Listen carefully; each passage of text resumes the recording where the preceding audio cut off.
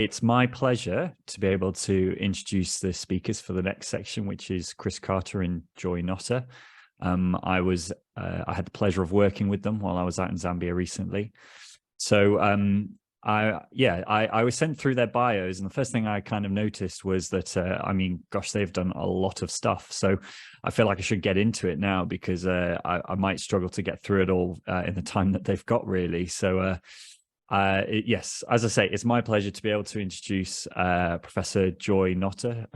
She's a professor of community healthcare at Birmingham City University, an honorary professor at Hanoi Medical University in Vietnam. She's a fellow of the Royal Society of Medicine, past president and fellow of the European Association for Cancer Education, and a fellow for the American Association of Cancer Education. Her research is extensive and extends internationally to include the Netherlands, where she is a part-time research professor, Kenya, and the UK. This international experience extends to capacity building in nursing, and she's been doing this in Vietnam, Ukraine, Romania, and Moldova. And in 2012, she was awarded a campaign medal for services to health by the Vietnamese government. She's currently involved in enhancing expertise in wound care in Vietnam and raising the level of critical care nursing in Zambia. And then we also have Associate Professor Chris Carter, and he is an associate professor at Birmingham City University and a visiting professor in China. He's worked as a critical care matron in London during the first wave of COVID, and then became a project manager in Zambia on a UK research institution and a Newton Agile Response research project to COVID-19. He's a lead author in one of the first COVID-19 critical care textbooks being translated for use in other countries. Chris has a vast degree of expertise in delivering critical care nursing in resource-limited environments, having worked in a number of settings, including Afghanistan and Oman. Chris is currently leading projects in Malawi and Zambia and supports work in Vietnam, Somaliland, and Jamaica. His work in Zambia has resulted in the development of a graduate specialist nurse education program for critical care nurses and the scale-up of critical care nursing in Zambia, both in education and resources. He's now involved in capacity building in emergency and trauma nursing. So there we go. That's Chris and Joy. It's lovely to have you guys here, and we'll really look forward to hearing what you have to say. Thank you. Thanks very much. We're a sort of an unusual partnership, but it works because we're different and because we both have the same commitment to capacity building and the international community that delivers nursing and healthcare. Don't know if you want to add anything, Chris. Chris?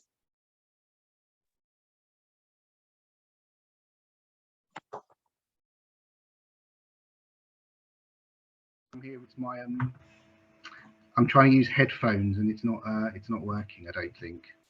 No, I had to ditch mine. But I can hear you. Hopefully there's not too much background noise. Thank you, Nate, for that introduction.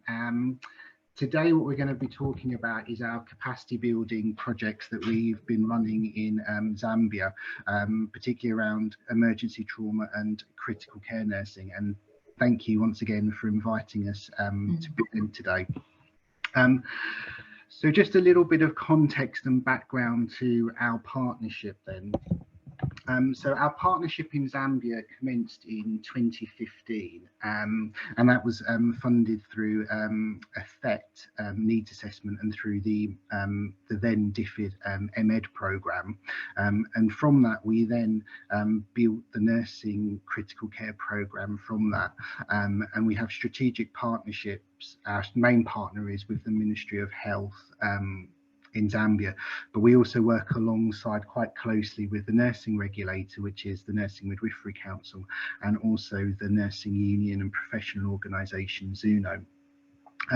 But as you sort of picked up in our bios, we also have a number of partnerships that we support within our centre, and in that region we extended into Malawi in 2021, but we also have partnerships in Asia and Eastern Europe.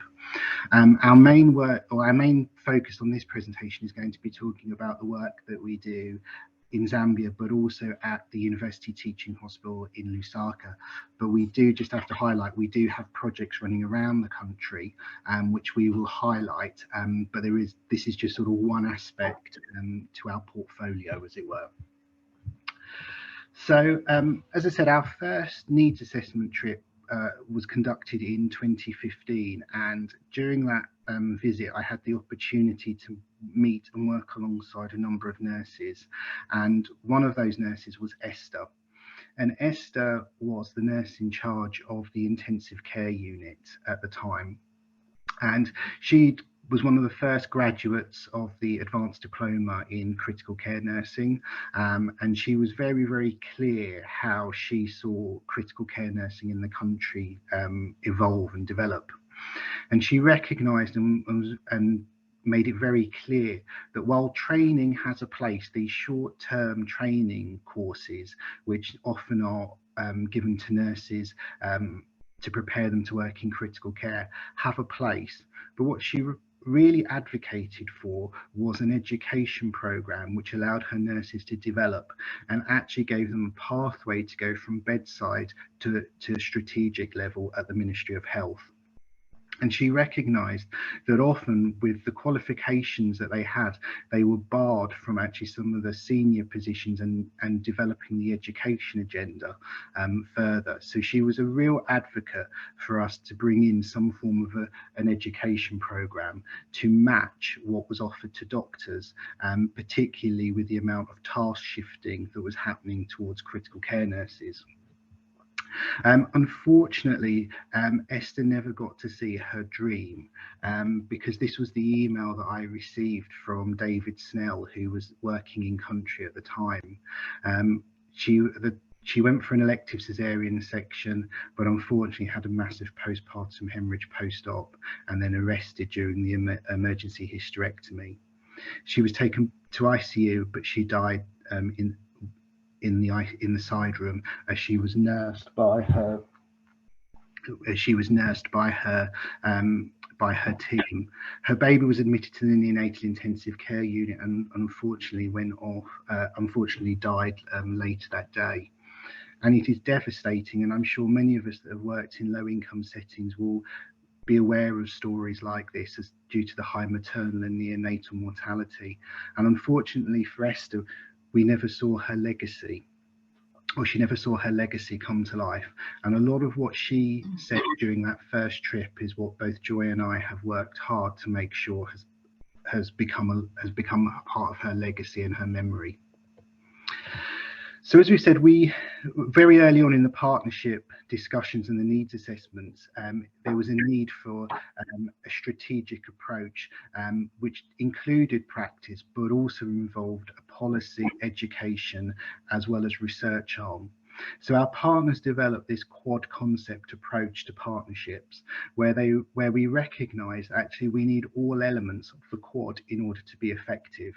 We need input from the Ministry of Health through the Director of Nursing Services unit for service delivery and to make sure the policies are current and embedded. But then we also need to make sure we fit within the regulatory and compliance standards. We have the voice of the healthcare workers, and then we also take account of the staff in the hospitals and in the training institutions. So we've used this quad approach since 2017 for all of our partnership activities. Yeah, I think I just want to say I was privileged to be able to join in and work on what was Esther's and Chris's dream. But I think what we had to accept once we got to that point, there were three things we had to think about. We don't ever do job substitution because it's capacity building and it's about people taking ownership. We had to find a way to co-design with them to build capacity in the direction they saw they needed and that was sustainable. So we started with the education and training, and we were fortunate enough we've had grants to help us do that. And we initially thought we wanted one grant, but it worked very well. We went step by step by step, which enabled the Zambian nurses to take charge and come with us. And we had representation from everybody, from the policy, the regulators, the MOH, the training officers, other hospitals, everybody came to work with us. And the design for things was therefore based within a resource limited setting. It was not imposing a high income country system on theirs. It was saying what works, what doesn't, how can we put it together? And then saying, well, one of the challenges we have is we don't have, well, medicine doesn't have that many articles that come out of sub-Saharan Africa, but nursing has even less. So we had to develop a system which would give them the skills whereby we could start to develop evidence base and research that was close to practice, so the nurses themselves could see why we need to do it that way. So looking at the policy side, having got that kind of agreement and commitment for people to come and work with us, we really had to then think, well, what are the policy issues? And to look at the National Strategic Health Plan for Zambia and see how we could fit nursing in, because when we first started, critical care nursing wasn't even a recognised speciality. So we had to get into the policymakers and strategic areas to start and do that. So some of the activities we did very early on in the partnership was to establish a career structure for specialist nurses, because we recognised the introduction of any new specialist programme needed to fit within a nurse's career pathway. And from the research that we did in 2017-2018, we found that a number of nurses actually were leaving critical care because there was no career structure for them. They're trained at diploma level and then they complete an advanced diploma in critical care, and that is where it ended. So in order for them to progress and to go to maybe more senior positions, or to move the practice agenda forward, they either had to do general nursing or midwifery, and that took them away from the critical care unit. So much of our work was around establishing a bachelor's and master's programme in critical care nursing, but we needed to make sure that there was distinction between each of these levels of practice, but then also that there was a career structure that allowed the nurse to go from pre-service all the way through to PhD. And so the career structure was accepted in 2018 by the Ministry of Health, the regulators and the key stakeholders, and then that has now been operationalised. As I've said, a part of that was actually identifying the different scope of practice from an advanced diploma, a bachelor's and a master's nurse, and actually making sure that it fitted within the Nursing Council and the MOH regulatory aspects. So a scope of practice statement and standards have now been set. And then we also worked hard to bring in the pathways for different nurses with different qualifications. With a large number of nurses trained at advanced diploma level, there was a real risk when bringing in new programs at a higher level that we could have actually caused morale issues and made the nurses become disenfranchised. So we made sure that there was recognition of prior experiential learning, which allowed them to fast track through the system if they had done an advanced diploma, or if they'd got a diploma in critical care nursing, or if they were a certificate level nurse as well. So there were different pathways within the educational strategy which allowed them to be recognised for what experience and knowledge they had. It was also important to note that within a limited workforce, we couldn't afford to take nurses out of the workforce for 3 to 4 years. So we had to work with the Ministry of Health and the regulators and the stakeholders and the education standards authorities to find a pathway that would allow us to upskill within the resources available. Right. And I think one of the things that we've said from the beginning was critical care is a team approach, and it really doesn't stand alone. So to try and help develop the workforce, there was a network established in 2016 just within Zambia that let them talk to each other. They then affiliated to the World Federation of Critical Care Nursing in 2017. And now we're delighted to say they've actually got their own organisation, which was created in 2022 and has been officially registered. But we could not have done any of that without the help from BACCN, who were willing to support them as they develop the ideas that fit for an association, and to say, well, this is what we have in ours. Have you thought about this? Have you thought about different things to put in? And with support and guidance, we have 3 work streams that are running with the international collaborations. So everything they do is affiliated and follows the recommendations of the World Federation of Critical Care Nursing. And so we've got a safe staffing standard that they've developed. We have had critical care trauma workshops, and they're delivered they're now moved out from Lusaka. They are part of the first advanced diploma, and I'll talk a bit about that in a minute, the diploma, but they're now being delivered around the country by Zambia's own Critical Care Nurses Association. And this is a measure of the recognition that the ministry have already given to this new group of specialist practitioners. And the final thing we've actually brought in is BCU has launched a nursing journal a student journal, and the Zambian Intensive and Critical Care Nursing Journal will grow from that, and will then become a national way for nurses in critical care to start to develop their own evidence base and their own research-based practice.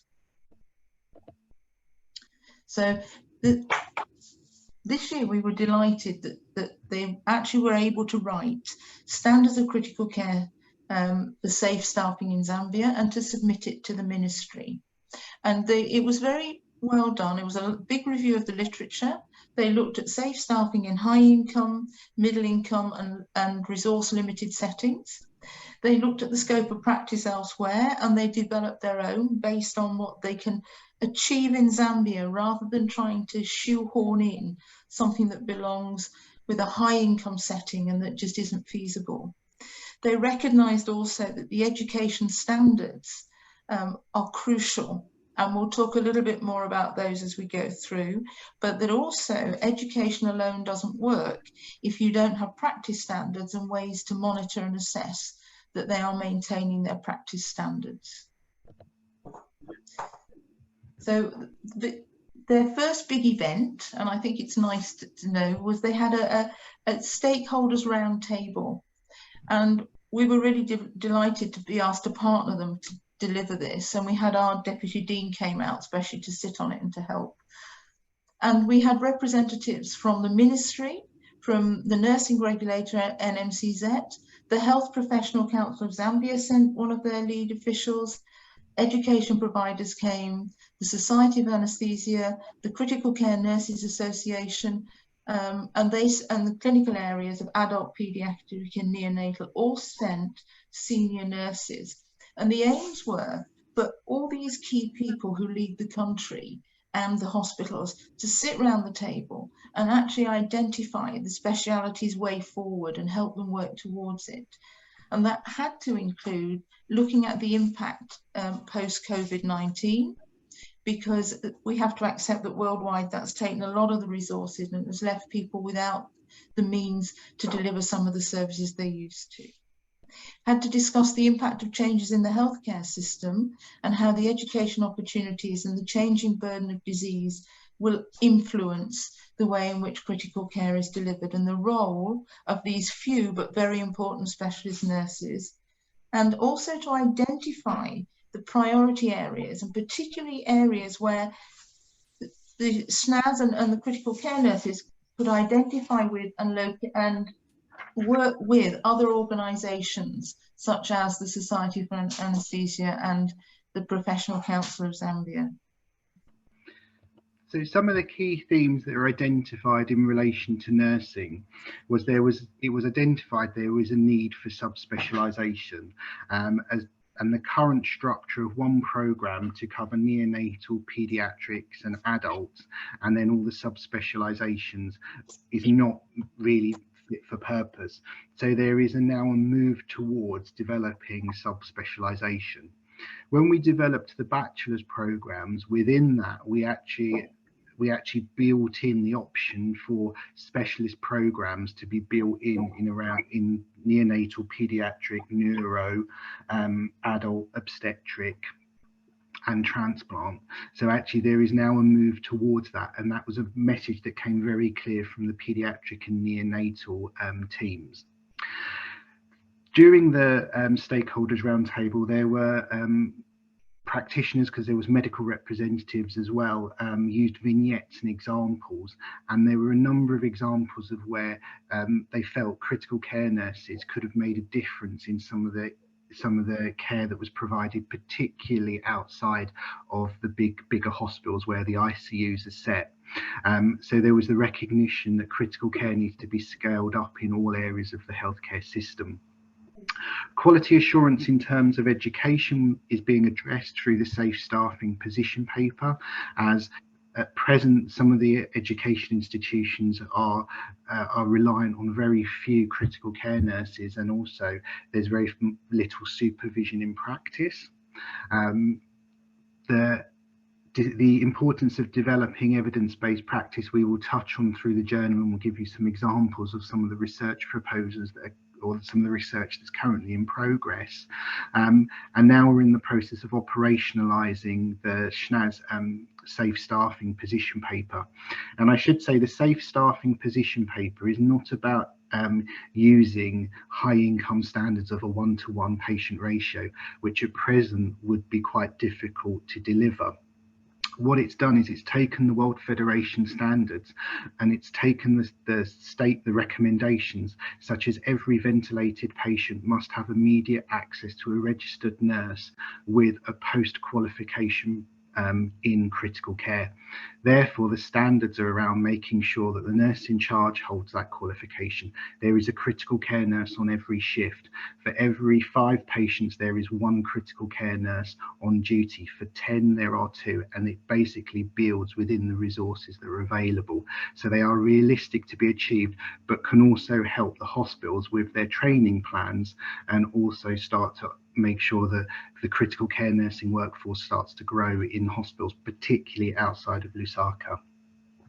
And that would also help with the cascade with the upscaling of hospitals in the peri-urban area and the rural setting as they start to change from smaller scale to more general hospital status. I think you can see things just began to grow. And the key point I said a bit earlier, we had to start with education and training. We had to look at where that was and say, how do we move this logically to enable all the things we're trying to bring on board to come in at the right point and be sustained? So I think the easiest way to explain that is to look back at what we've done. So the first real change was when Chris came, I think he said earlier, 2015, there was 1 provider for critical care nursing. There was 1 tutor with a master's in critical care, and there was very little other provision in the country. And they were struggling to deliver students that could qualify even at advanced diploma level. And we were asked to work with them, and Ndola was just coming on board, and Livingstone was to come on board in 2021. But the idea was to work with them and to say, well, let's look at the advanced diploma we have. It's been running now 5 years. Maybe it's time to see, we've moved on. We actually have some registered nurses. Let's see how we can review, revalidate and internationalize the diploma so that we're nearing other standards for other countries, and we're linking with the recommendations from the International Federation. So we started with that, and we looked at the advanced diploma, and that was in 2018, and we made some fairly major changes based on international recommendations and based on where Zambia had now reached. They were at a point where they could say, we had to have that as a baseline, but now we're ready to say advanced diploma should be doing a step more. And so we implemented the new advanced diploma in 2018, and 6 cohorts have now completed this program. But one of the things about education and training is when you start people training, they then look for what else they can have. And under the system, you need to have a bachelor's in order to advance. And they also said, to safeguard our patients, we need to have people at bachelor's level. So we were asked to work with them to help them move the course, the advanced diploma, up to Bachelor of Science level. And that was developed and validated in 2021. And there's 2 cohorts in progress, with a further cohort that commenced this January. And I think one of the things about this is this was their first time they'd had an acute specialism that was recognised at bachelor's level, and it's a very big step forward for nursing in all its forms, and also means they can produce and sustain their own teachers for the advanced diploma. But part of the challenges that went with that was you cannot bring in a higher level and develop the competencies that are at bachelor's level rather than diploma if you have nobody at the bedside to mentor or to assess the students in practice.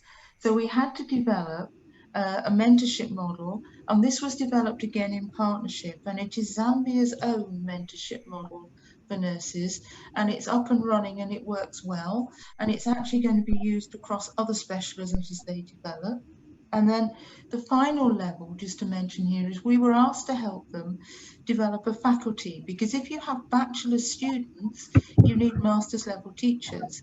And BCU have allowed us to deliver the BSc and MSc professional practice, adult critical care, in Zambia. So we've got 17 students completing a UK bachelor's and master's delivered in country, and that's a first for Birmingham City University, and it's also a first for Zambia. We've also used a similar approach with emergency and trauma nursing, and Zambia took a different approach to some of the other countries within the region by actually separating out emergency and critical care and having them as separate nursing specialities. So the emergency pathway was implemented in 2018 and then was revised in 2021 with the development of a bachelor's programme in 2023, and we currently have 4 master's students coming through the Birmingham City University programme to prime them for the faculty and leaders in practice. So this is very much using a similar template to provide sustainability. Our partners refer to this as the whole package, as they have the curriculum, they have the leaders, and then they're also getting the educators for sustainability. One of the things we've been keen to do, particularly from the education approach, has been to make sure that the quality of the curriculums and practice elements meet international and regional standards. So as we've already identified and talked about, we've matched the curriculums against the World Federation for Critical Care Nursing, the African Federation of Emergency Nursing, and then we've also used our partners in both Zambia and Malawi to benchmark each other's curriculums for learning, but also for that identifying areas of good practice and where areas to be strengthened. It is important to note, particularly from an emergency nursing perspective, the Zambian programs all exceed the African Federation of Emergency Nursing standards. So actually they are leading the field in that area with the curriculums they've got. Right. Well, I think we have to mention this because part of our work has been running throughout the pandemic. And I think, like everywhere else, when the pandemic first came and the lockdowns were there, teaching moved towards e-learning. And we were funded and we developed a package with the Zambian tutors for pre and post basic student nurses, and we did deliver it. Now, but one of the challenges we found is that though the program went well and the nurses worked, in Zambia, which is low resource, not all nurses have access to computers, and a lot of things have to be done on the phone. Now, we've done nationally surveys on the phone and we've had very good response rates. But what it showed to us with that was, while we could increase the knowledge well using virtual learning and Teams, which developed exponentially, competence didn't rise in the same way. And we therefore made the decision that we needed to be back in country to help develop the competencies with them and not just the theory. And we were very lucky because we were Newton funded with an rapid agile response fund to actually go to Zambia to work with them to help them with their response in the short, medium and long term to COVID-19 and future pandemics. And that let us come up with the just-in-time training, use blended learning, and work towards train the trainers. And on the screen at the bottom side, you can see some of our online learning, but you can also see Chris actually using it to teach and to train the trainers on how they could use that kind of teaching and then take it out into practice to teach the competencies. And linked to that, and it goes back to the points we made earlier, we have got to have our own body of nursing knowledge. You know from your own profession in anaesthesia, you are much better at doing research, and the nurses have to learn. But by the way we've been able to work with them and to mentor them, we've been able to show them how you can take a simple procedure, how you can start to look for evidence to use it, and how you can move it forward and develop close to practice research. So this is some of what we did, and you can see this is a mix of the training. Some of this is from within the COVID training.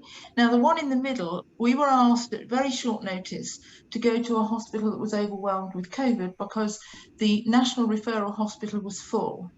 So we went the following day to do infection prevention and management as best we could, and everybody came, everybody who could possibly be there came.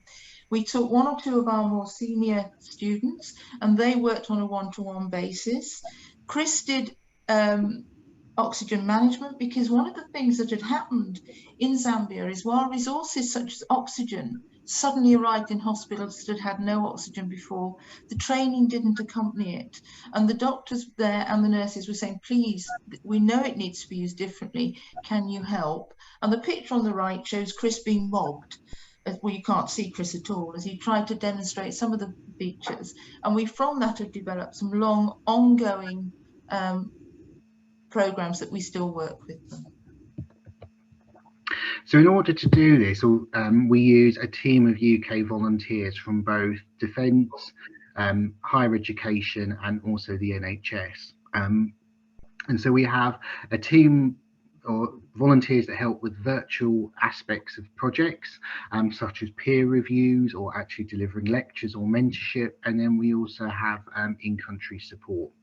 The one thing we're very keen to make it clear is when we have particularly clinical volunteers that come from the NHS, is they're not undertaking role substitution, that they're actually there to work buddy alongside people, do on-job mentorship and support, but not actually replace a practitioner on the shop floor.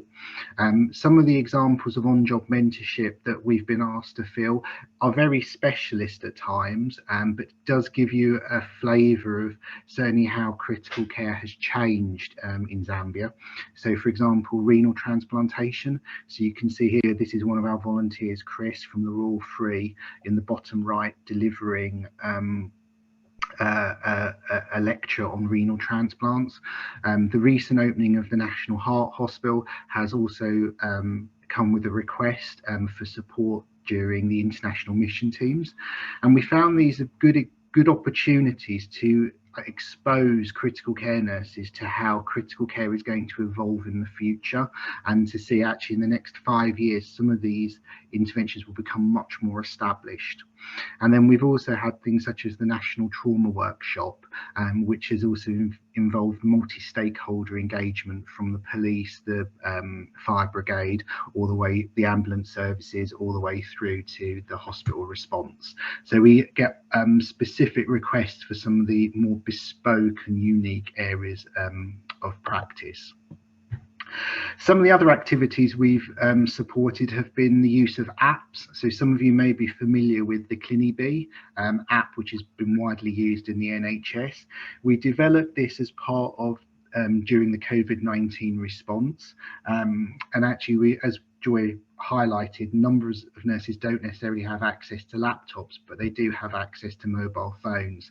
So actually this allowed us to cascade peer-reviewed resources quite quickly and get them used at the bedside, and then a formal evaluation of that has been done. We're now planning to use that as an e-learning platform in a future project as the technology is enhanced to allow us to do that. Right. The other thing we've recently done is, I don't know if you were aware that the 2-year celebration of Florence Nightingale were lost because of COVID-19, and the Burdett Trust took it on and developed a Nursing Now challenge, whereby we took 6 early career nurses and they were classified as fellows, and we trained them up to strengthen specialist nursing practice. So we have theatre nurses, emergency and trauma, and critical care nurses all working and learning to become leaders. So supporting them with their journey in their emerging leadership program and their QI projects was we used both international and local mentors to support them. The local mentors allowed them to network with other specialist nurses and establish links with other organisations, and also to develop their practice and act as a CPD opportunity. But for our UK mentors, it also allowed us to maybe think about the term bidirectional learning, to actually allow them to maybe think about what lessons that our fellows were seeing that actually may help them develop their own practice. So we found this virtual community of practice worked really well during this project. And to give you a flavour of where our mentors came from, they came from across the UK. We had them from other higher education institutions, and they basically all volunteered and gave time to actually help them, particularly with their quality improvement projects as they progress them through from sort of proposal all the way through to implementation and evaluation. And just to give you a quick flavour of the nature of the things, they all did their own QIP. They all had to write it, get permission from senior management, and then carry out and write up and present their QIP internationally. So we have had two actually worked on projects to enhance infection prevention, one at St Francis Mission Hospital, and she actually has changed hospital policy because as a result of the findings of her QIP, they now have added to the cleansing time using ultraviolet light in theatre, and all nurses now have to attend an induction and training, and the doctors too have joined in on that, and they are also assessed for hand hygiene and for infection prevention. The one at Chipata followed a similar format, aiming to do that. We have an emergency and trauma nurse at Minnesota Hospital who was concerned that patients were not being given adequate pain relief when they came in with trauma. And he did a training program, thought he was going to teach 30 nurses and got the whole hospital sitting there from the commander downwards because they felt they needed to share in this and participate in all training. We had one who worked on safe oxygen therapy from critical care. She did one session that went well and was then asked to do another, and in total she trained over 100 members of staff, and that was medical students, junior doctors and nurses in effective use of oxygen devices. And then the final one was a nurse who recognised that in the intensive care unit there were not enough critical care nurses, so she ran a training programme on CPR to make sure that general trained nurses knew how to respond if they saw an arrest. So some of our other close to practice quality improvement projects we've been supporting. So we've talked quite a bit about the COVID-19 response, and that's been an ongoing project, and that's particularly in one hospital where we've been working. We've actually helped them to establish a high dependency unit and also upgrade their emergency department. At UTH, we have the low cost, highly sustainable enteral nutrition project. So we were recognising that particularly our neuro long stay patients were dropping weight, but there was no recording of actual weight loss or you know, how we were actually managing the nutritional aspects.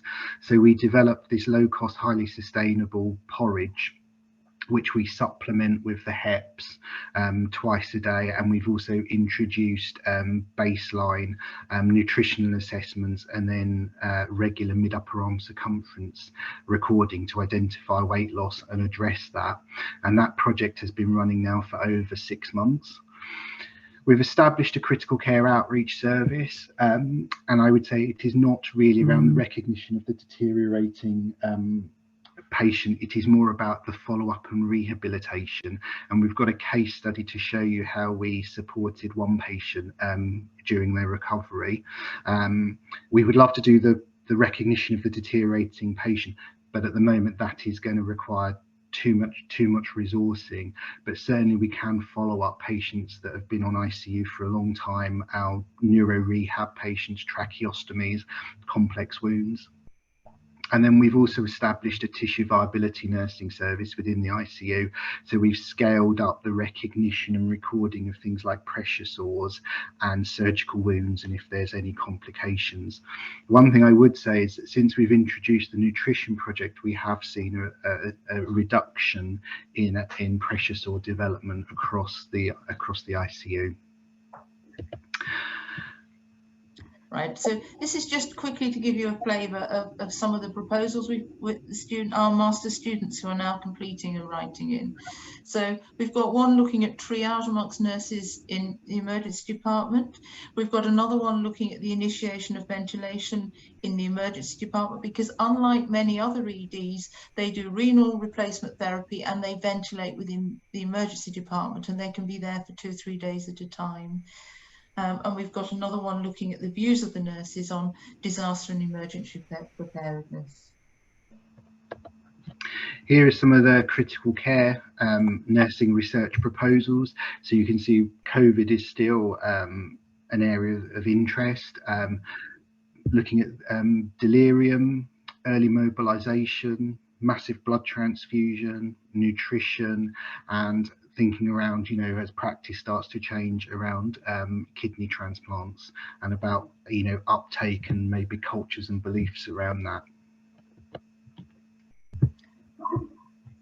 The one other side just to mention briefly is Zambia doesn't have a tradition of qualitative research, but for the nurses who want to find out about the family member issues and family involvement in critical care, they need to ask. So they're now starting to develop a small group of qualitative studies that will complement the usual approach of the more quantitative and experimental designs, but will enable them to gain some insight into the perceptions of patients, families, nurses, and attitudes to things such as end-of-life care and utilisation of changes such as introductions of ventilator care bundles. We've also found some of the resources that we developed very early on in our project have been now used elsewhere. So some of you may remember we developed a skills textbook in 2016, which was upgraded and expanded and included in an emergency and trauma edition. These pocket-sized books have really taken off, and they're now being used in Zambia, Malawi, Ethiopia, and Rwanda, and they've also been adopted as a core resource by other partnerships, including a US partnership that is developing critical care in rural Rwanda. So we're now almost starting to now get Zambia to be seen as a regional hub for critical care nursing practice. As I said, we recognise the need for increased subspecialisation, and so whilst we to support practitioners working in these specialist areas such as neonatal and in paediatric intensive care, we have actually started to capacity build in those areas. And so we've got this example of neonatal intensive care where we had an NHS worker from Manchester based on the NICU for 6 weeks, and we've also been helping to upgrade the Zambian neonatal resuscitation course and actually implement their core manual, which is going to print imminently, and is ready for them to be used as standardization and consistency across the country. So we think, I mean, it sounds all very positive, but at one point it was brought to our attention, I'm sure you've seen, there were some problems in the intensive care unit. And we were asked to look at this with them. And after debate and discussion, we were then asked to run a 6-week leadership program, half a day a week. And the idea was to take the leaders from critical care. But what actually happened was the whole hospital wanted it. So we ended up with 112 participants being released half a day a week to come and attend the leadership program. And also we then had 47 nurses who completed a clinical skills and refresher training program that we ran alongside in an attempt to try and change things and move it forward with them, so they would gain the skills to bring about the changes that were needed in the intensive care unit themselves. We've also got, if we look at the numbers of people we've got developing specialist practice, you can see the high numbers that we've had on the 212 have completed advanced diploma. The BScs had 55 of their own. We've got the advanced diploma in emergency and trauma.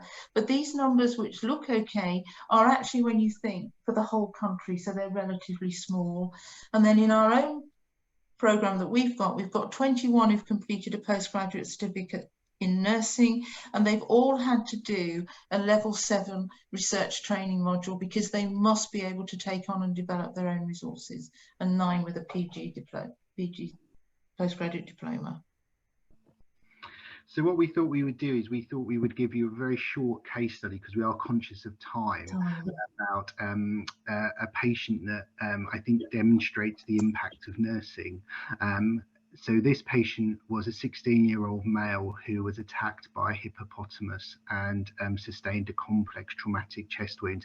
And I would say we do have consent for all the photographs that we're going to show during this presentation.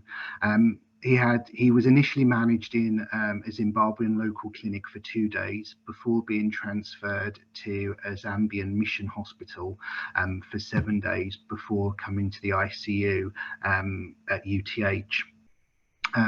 On the ICU, his management, I'm sure you can appreciate, was variable within the resources that were available, but the only consistent part that was provided was access to a critical care nurse.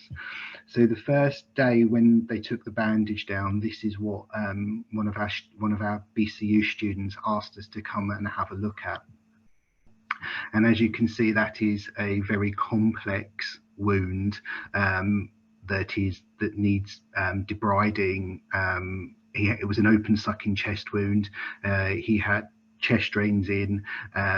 It was, as you can appreciate, a complex wound to manage.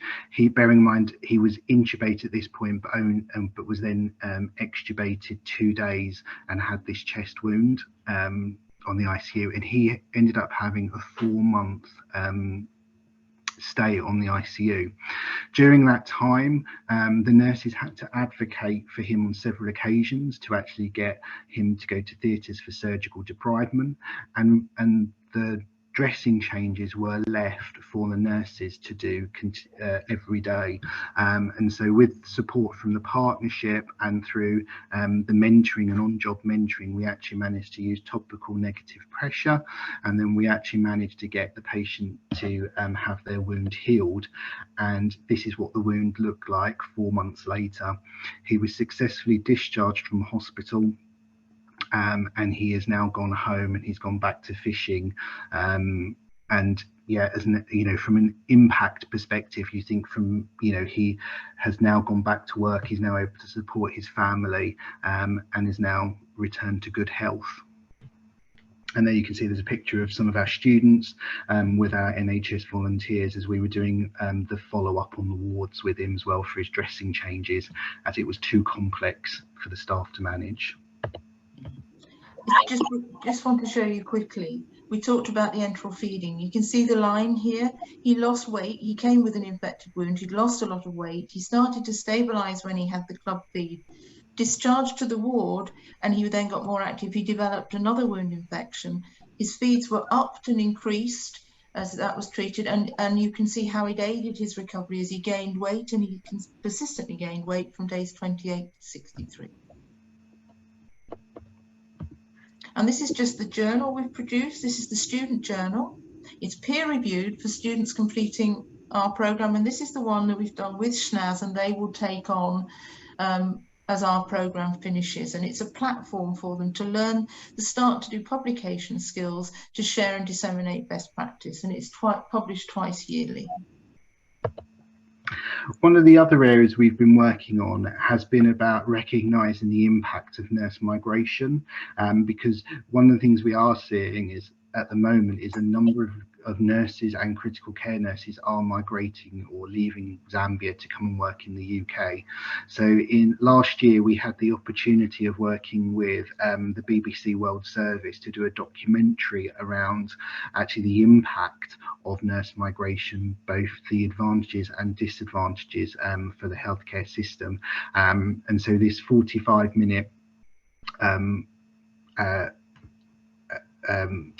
podcast was actually published on the World Service, and to sort of raise the challenges and opportunities that we face in Zambia. The other area that we work on is also preparing people to work internationally. So when we recruit, particularly from the NHS, our NHS volunteers, they need to be prepared that they're going to be working in a different setting with different standards, and they're going to be exposed to maybe some complex ethical decision making and challenging practice. So we have an extensive pathway to help our NHS and volunteers to work in country. But what we've also done is we're also doing an evaluation event, which is titled I'm Different Now, as we've done a formal evaluation of 8 years of volunteer partnership working. And so the event is going to take place on the 25th of April. And if you're interested, you'd be welcome to join.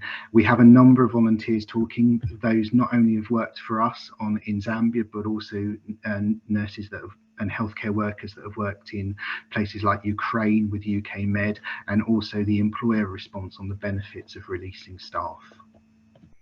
And I think I just want to read this one. This is to me what it's all about.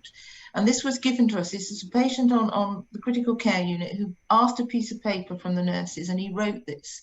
And he said, "Your porridge did wonders to me.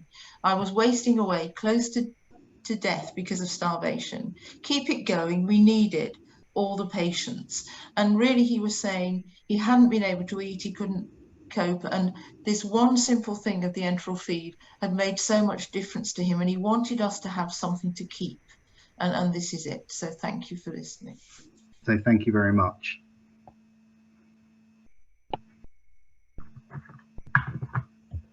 Thank you, Joy and Chris. That was absolutely fantastic to listen to all the amazing work that you and the other nursing staff and your colleagues have been doing in setting this up. And I'm aware of the sort of timing, but I think it's important that maybe we just give an opportunity to ask a couple of questions as well, just to kind of hear. And what you've said fits in so well with what we've been talking about, say, about adapting, building and collaborating. And I could see all of those different kind of themes coming through, all the things that you were doing and what you were saying. So, I mean, I had a question, if it's all right. Just you've kind of talked a lot about building capacity and kind of handing leadership over to the sort of local nursing leaders and other people in Zambia. So where do you kind of see this going eventually in terms of potentially like your kind of, don't want to say exit strategy, but you understand what I mean in terms of where this is kind of going to go eventually? Oh, we do have an exit strategy, and I'll let Chris have, and it's been planned from day one. And I think, do you want to take on and describe it, Chris? Because it's very much part of the way we plan things. I'll certainly try. So I suppose our approach to our partnership, I always say, was to do us out of business. Yes. So actually that is our exit strategy. So as we've built the capacity, is actually, but when we see the end game will be once we've got all of the master students through and they're all in practice and they're all qualified and they're all doing in their positions, then we sort of see that is when we will have done probably as much as we can do as a partnership, as we will have done the education, the practice components, and then also the sustainability, because they will have the education and leaders in practice.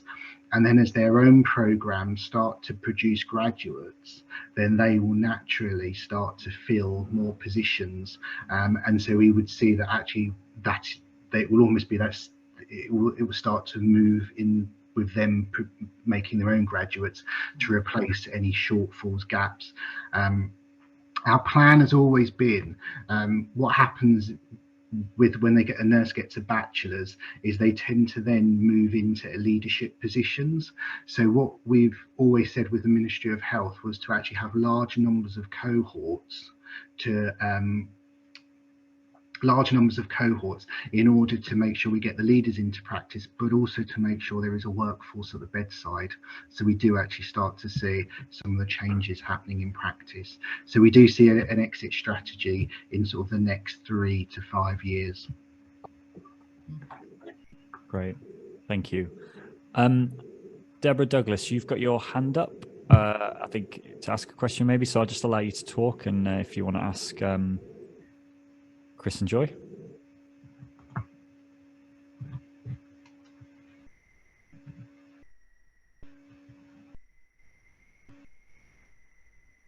I think you're still muted, Deborah.